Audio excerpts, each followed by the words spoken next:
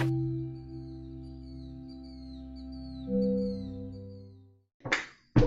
up. Okay. Hello, I am Ren. And I'm Dae. And we are the Shared Shelf. And we have a shelf! We have a shelf! I got it off Marketplace for $50, and her husband picked it up. And then today I dragged it across the house and put it here. And I'm quite happy with it. I am also happy with it, and I look forward to filling it up with Yeah, more we only books. have 1, 2, 3. We have 3 out of 5 shelves filled right now. But there are more books in my closet. I just haven't pulled them out because they're not my favorite books. And I was talking to my mom, and I was telling her, I'm like, I have all these books, they're in my closet, I don't have a bookshelf. And she was like, I'll buy you a bookshelf. So she's buying me 3 floating bookshelves in my bedroom. They go above my desk. So all the ugly books are going to go there. Then nothing will be in my closet. And then I still have 2 boxes of books at my parents' house that I wanted to bring here. Oh my gosh. So we'll figure it out. But today we're going to talk about the emotional stages of writing a novel. As I was planning this, I was specifically thinking of writing a first draft. Okay. And kind of a little bit past that. I didn't really think about publishing at all. I just thought about writing. So I feel like that's a beast in itself. That is a beast in itself, and I think that narrows it down. Yeah. So we should just focus on writing a first draft. And we should start by prefacing once again that her first draft and my first draft are 2 very different things. But I feel like the list I made is pretty generic. It is. I think no matter what your writing process is, I feel like you would hit all of these stages at some point. Probably. Um, So, stage 1 is the spark. Spark. So, I would say I had the spark a month ago. this and- is the moment where the story kind of pops into your head and it starts being something that you can't stop thinking about. And it consumes you. Over and over again. You wake up, you think about it. There's a cameo. Cameo of my cat Salem. Hi, buddy. Hello, buddy. Yeah. Yep. I feel like you cannot be a writer without having the spark. No matter No. what it is. No matter what you write. Like, it's when you're, like, imagine, for me, I was watching A Knight's Tale, and I went, that's cool. That's cool. I should write that. And then I just have gone from there. My spark happened in the middle of a McDonald's while I was working. Because I thought it would be a cool idea to write a fan fiction about my husband being part demon. Her husband, like, the love interest in her book is her husband. Like, his name is Peter. Like, it's fine. Literally It's fan fine. fiction. Listen. Wait, important question I've actually never asked you. When you first started writing it, were you dating yet? Yeah, Okay, good. we were living together. Okay, that's really important, Okay. I think. But the spark hit me so bad that I ended up actually writing on a McDonald's wrapper some of the interesting points that I wanted, and then that has turned into a 6-book saga. That does remind me when I worked as a barista, I had this certain spot that I would always hide in where the camera wouldn't get me, and I would write on notepads that was like 6, 7 years ago. But yeah, so that's the spark. You get there. After that, I don't have my glasses on. So what's next in my list? Stage 2 is the overconfident outline or first session writing high. Yeah. So I'm not an outliner. I do make outlines at some point, but not right after I get the spark. I'm immediately jumping in and I'm writing. And it is a high. Like those, to me, like those first few days when you're working on a project or first few weeks. Honestly, I'm still in this stage right now. With my current projects, I just hit 14,000 words today. So I'm still in this high where I'm getting to a scene and I'm like, oh, yay! Like the scene I wrote today was the entire premise of the novel, and it's 1 chapter, it's chapter 5, and everything else around that came after that spark. So, yeah. In terms of that stage, I write my first drafts a little bit longer than what Lauren writes for first drafts, and by a little bit I mean a lot. So when my outlining is sort of the big climactic actions that I can visualize quite completely. With my first novel, it was the ending. Like, I knew that I wanted it to end a certain way, and so I started hyperfixating and writing. I think I pounded out probably the first 40K within like half a year, maybe. It takes me about a year to write a one draft. The first draft in Tidebound was 75,000 words. I did it in 45 days. Yeah. So that's my hyperfixation. However, after this stage, people tend to crash. So we're calling this stage the slow realization that writing is hell. And it's where you sit there and you go, what the fuck am I doing? Yeah. Why am I doing this? Where is this going? This is terrible. And I feel like this is where 70% of people quit writing. Where they quit, and there's burnout because there's no control of the hyperfixation stuff. And I'm going to call them out. And this we're is what our calling friend them out. Simon does. Yeah. So that's like writing super late at night, staying up late. I've been guilty of that myself. He's going to watch this and be like, you bitches. You bitches. But writing is hard. World building is hard, and it does take time to build these things. How is structuring blood magic going?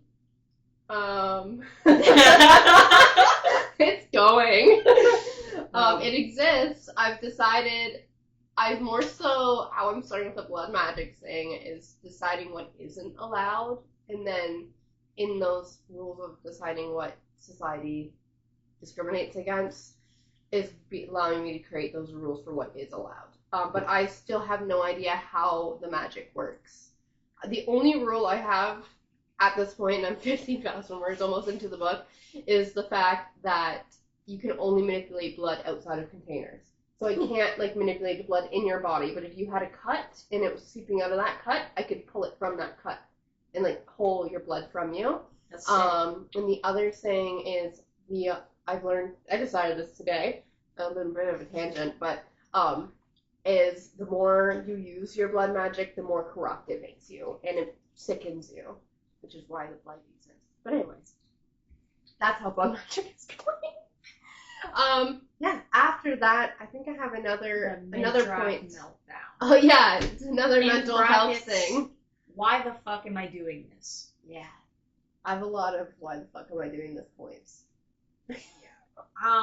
I don't think I've ever had a why the fuck am I doing this, but I've had I sit to write and my fingers hover over the keys and then I don't touch it for 4 months, which is why it takes me so long to write a first draft, and that normally is just before the climax, because it's like I get to and then that one section before the climax happens, I always get stuck there. Yeah.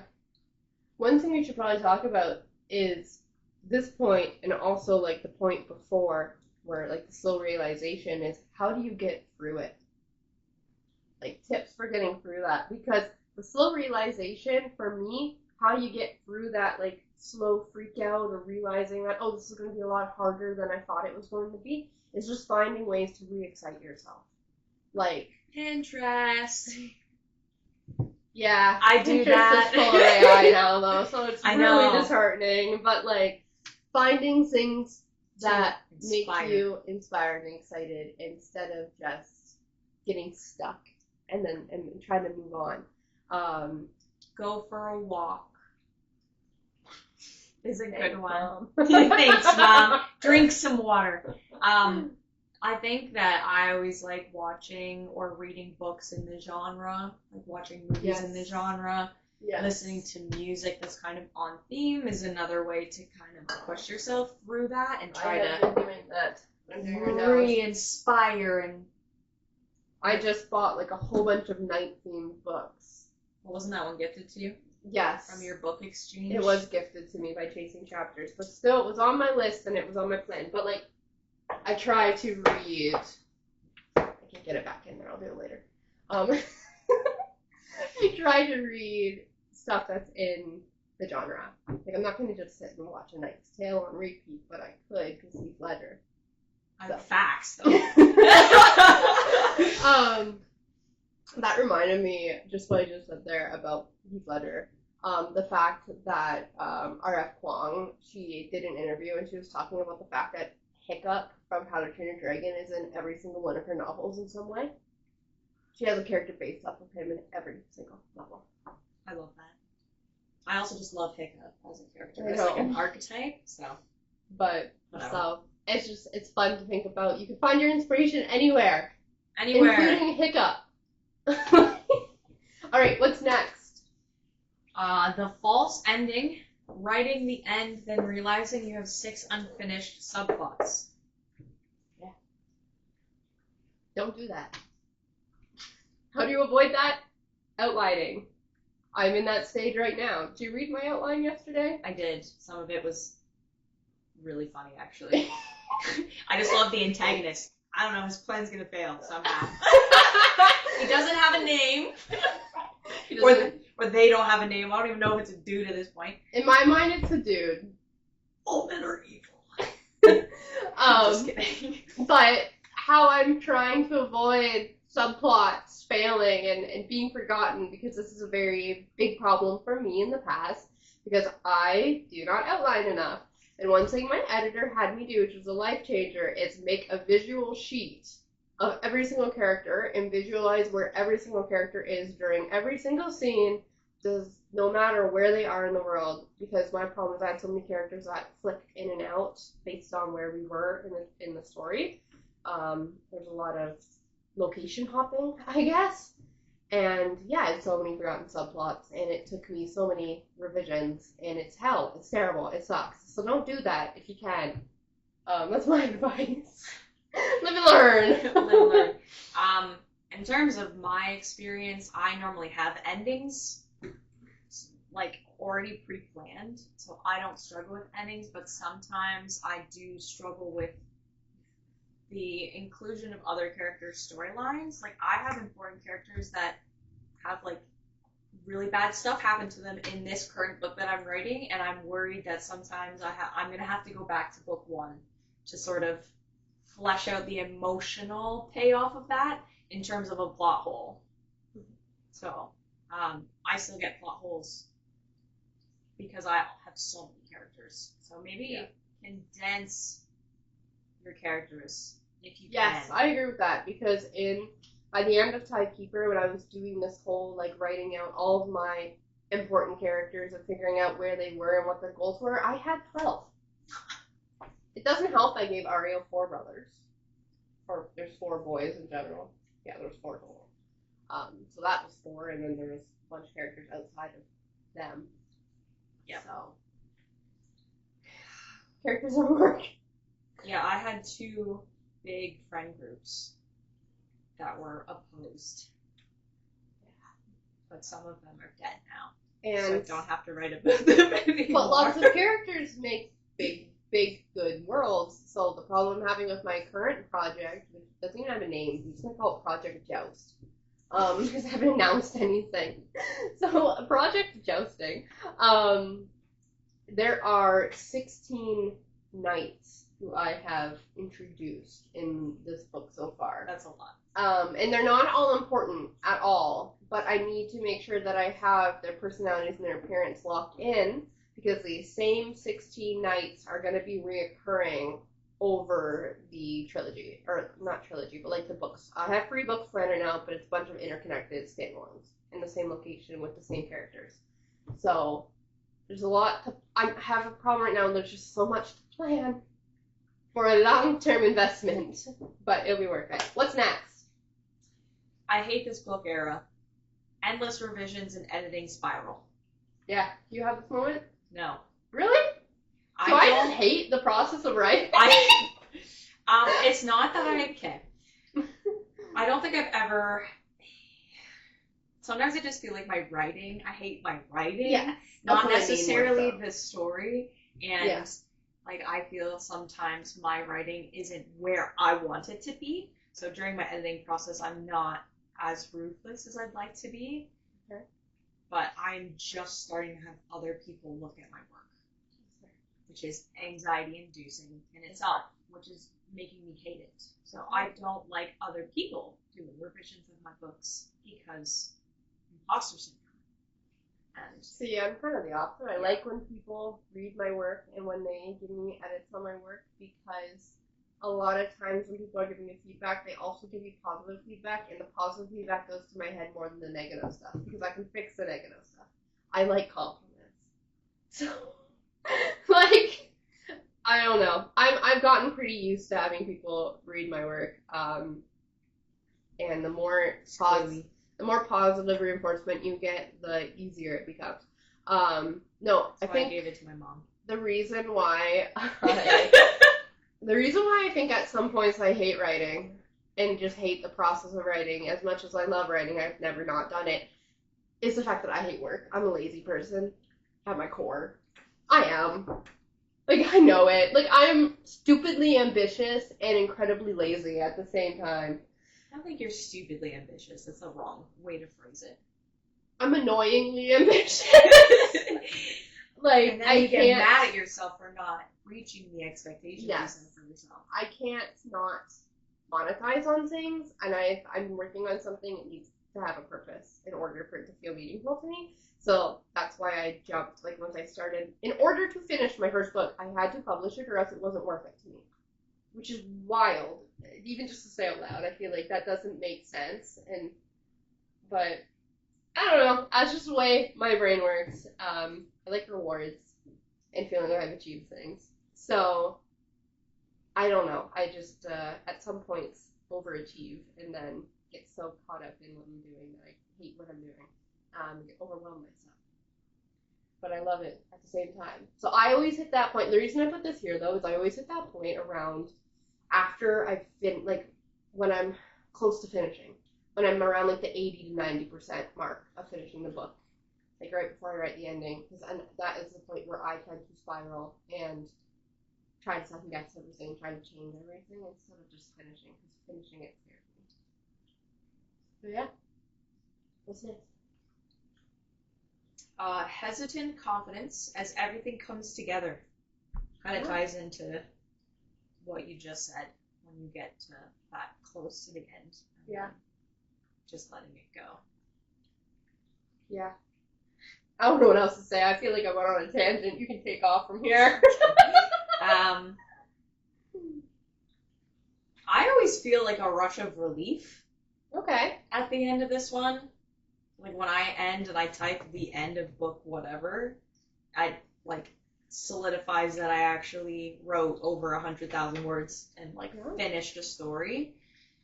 And so you acknowledge your accomplishment. Yeah, because, like, I have written... Wish. 4 books out of 7. Yeah. For this series. It's more than halfway. Including a novella that I probably won't publish. We'll see. So I enjoy the ending of it, but I think my hesitant confidence comes with publishing because I still haven't done that, and I keep telling myself that I have to write the next book before I can even publish book 1, and I think that's just my fear talking. Okay, I get that. This kind of ties into the fact that needing to feel like I need to publish it to feel like it was worth it. I struggle to believe in myself unless other people tell me that I'm doing good. So my hesitance is in myself. Like, I will read my own writing and I will dislike it and hate it and not want to proceed. And that's kind of what I was referring to. And then once my editor reads it, even if she's tearing it apart, if at any point she goes, this has potential, then that is the bare minimum confirmation that I should keep going. You heard it here, folks. Lauren has a praise kink. I do. In all aspects of my life. But yeah, so I get very hesitant until it is out in the world. And another thing that maybe ties into that is I've never actually wrote the words at the end. Oh, I do. I just skip it. I just close the document and think about the next step immediately. I'm very bad for not appreciating my accomplishments. So, but what's next? Bipolar excitement mixed with fear, realizing you're done, and now people are gonna read it. Yeah. Not there yet. For me. No? Well, because you know you don't want anyone to read it. It's not that it's not that I don't want people to read it. I just don't think it's ready. But my mom's reading my book, my first book. It doesn't have to be ready to be read. But my mom will be nice to me. So I would be nice to you. I'll have more to say about this, but I can say that there is a mix of excitement and fear. Yeah. Like, I'm terrified because my books are very political. So it's like my whole family's got to get really cool about a lot of stuff real quick. I taught my grandma about non-binary people. It went good. She thought they had two heads for like the first 5 pages or 5 chapters of the book, and then she asked one of the people at her retirement home about it. They were like, no, like this is how it works. It's one person, and my grandma told everybody. So did my work. But no, I don't know. I feel like now that when I sent you that list, I was poking fun at myself, I think. And now that I have this list, I'm like, wow, all of those were negative. Yeah, they were. Even though I love writing and I love the process, all of those were a little bit on the negative side because it's just like, it's so much. There's so many emotions that come when you're writing. There's so many points where you can stop. And I feel like that will at least resonate with a lot of people who write and who are watching this because, like I said, like 70% of people don't finish their projects. They give up or they lose steam. Or the spark doesn't give them their ADHD dopamine. Yeah. So I guess our tips overall are keep going. If you feel like a failure or a fraud, everyone feels that way. And you're being stupid. Everything will have to be bad before it can be good. Yes. It's better to finish it and be a pile of garbage than it to be beautiful and half written. It has to exist. It has to exist, even just for your characters, if nothing else. Like my Discord caption, or whatever it is, what do you call that little thing? Status? Sure. It has basically said to stop writing is to fail, I think, for months. Yeah. Because that's how I feel about writing. Because I'm like, and whenever I'm not writing, I'm not happy. True. I had a few months here this year, like I would say July and August. I don't think I wrote once. I edited because I had a release coming, but I didn't actually write anything fresh. And that's not good for me. I need to keep writing. I don't want to scare people off from trying to write, but I also feel like it's just something you kind of have naturally in you. Like some people are just skill, storytellers too. Like I feel like everybody, maybe not everybody, but I find writers when they tell stories, they want to say something. At least good writers do. Yeah. Like there's something that motivates them, whether that's for money, monetization, or just to distinguish relationships, or to make political commentary, or